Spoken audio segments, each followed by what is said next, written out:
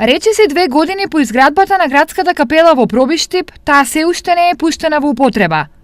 Технички прием на објектот вреден 8 милиони денари не е извршен, зашто капелата е изградена без приклучок за канализација. Изградбата на капелата како приоритет ја избраа самите жители на Пробиштип уште во 2016 година, во склоп на форумот на заедниците. Зградата со површина од 300 метри квадратни е готова, опремена со ладилници по сите стандарди за погревални услуги, но обврската за изградба на приклучок за канализација останува. Градоначалникот на Пробиштип е категоричен дека овој објект час поскоро мора да се пушти во употреба и истиот е еден од неговите први приоритети.